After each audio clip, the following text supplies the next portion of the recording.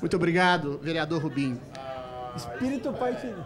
Eu queria, em princípio, falar sobre liberdade de expressão aqui. Você reduzir a potencialidade de algum tipo de símbolo, de algum tipo de ícone, de uma camiseta, de uma camisa, de uma bandeira, tem uma função, na verdade, prática.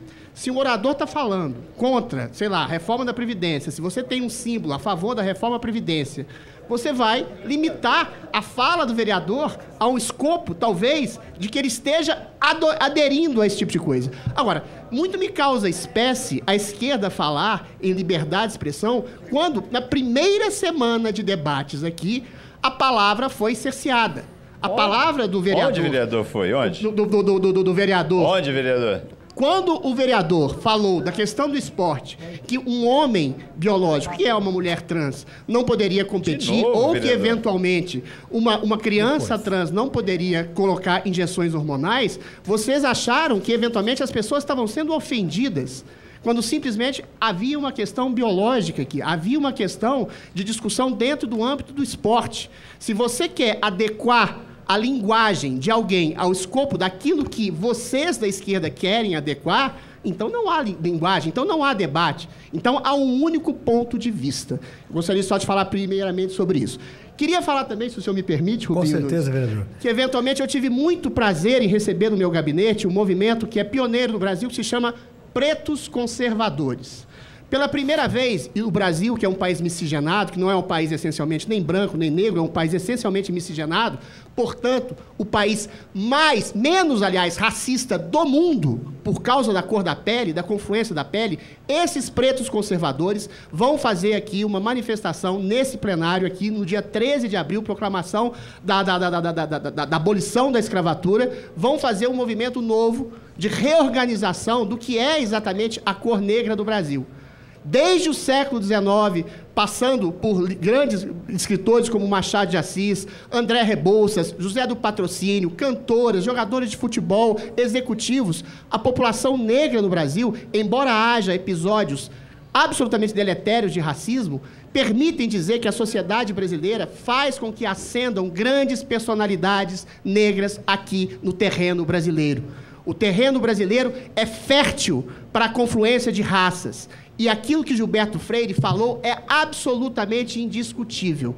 Existe no Brasil uma democracia racial. E o que defendem esses pretos conservadores? Eu até perguntei a eles, se vocês falam para uma população étnica específica dentro de um país miscigenado, o que vocês querem?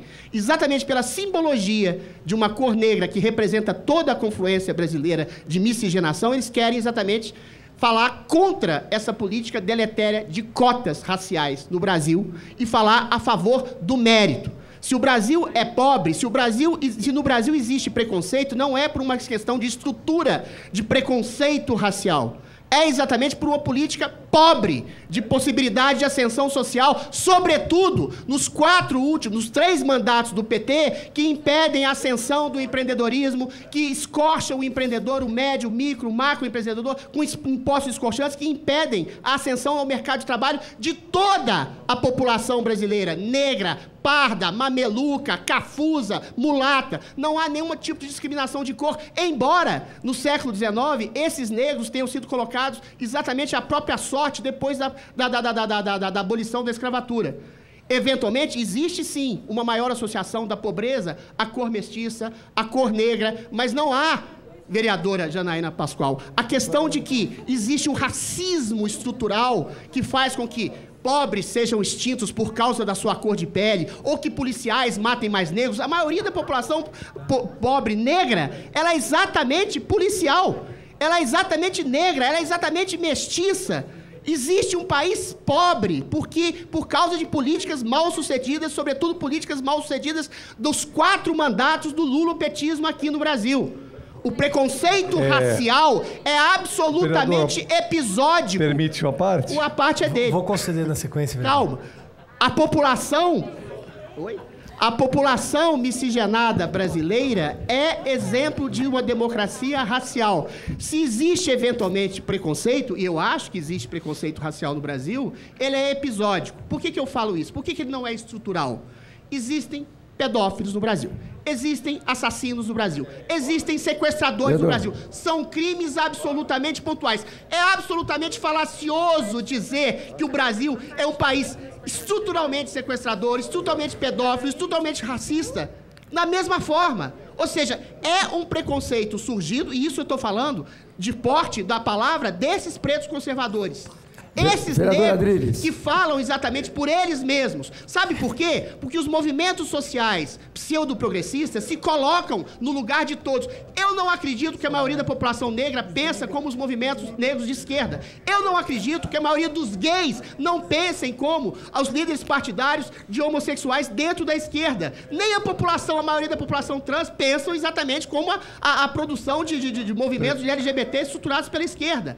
A maioria da população não é refém, não pode ser refém, e esses pretos conservadores falam exatamente isso que eu estou falando, pela ordem, presidente, de pautas identitárias. Porque vereador a pauta Adriles, woke identitária se coloca... Eu estou acabando. Vereador Adriles, é que o senhor precisa respeitar o tempo de... A oposição está reclamando com razão. O tempo de... A parte é de 2 minutos. Ah, é? É de 2 minutos. Então, como há interessados em apartes também, o senhor tem que devolver a palavra para o detentor da palavra para dar os apartes se quiser. Eu não sabia dessa regra. Por favor. Conclua, vereador, já vou passar para... A pauta identitária, o woke, é exatamente um grupo determinado se colocar no lugar de vítima, colocando-se no lugar da maioria da população, quer seja gay, quer seja negra, quer seja mestiça, para poder livremente massacrar outras pessoas que não defendem essas mesmas pautas. Então, eu saúdo aqui o movimento de conservadores pretos que falam em nome do diálogo, da integração de brancos, negros, cafusos, pobres, ricos, classe média, de todo mundo, e não faz uma pauta cisória, uma pauta divisória da sociedade, que quer o que a esquerda quer, dividir a sociedade entre preto e branco, entre patrão e empregado, entre homem e mulher, entre gay e hétero. Eu sou pela união. A direita liberal conservadora e os pretos liberais conservadores são pela união. A esquerda, vocês são pela divisão. Eu daria um beijo e um abraço em todos vocês aqui, pretos, cafusos, trans, gays, mas vocês querem jogar pedra na gente, entendeu? Muito bem, vereador. Eu quero abraçar todo mundo. Obrigado. E viva os pretos conservadores. Vou dar um abraço no João Jorge. É bem-vindo, é bem-vindo. Obrigado, eu gosto de abraço. Adriles. Obrigado, vereador Rubinho, o senhor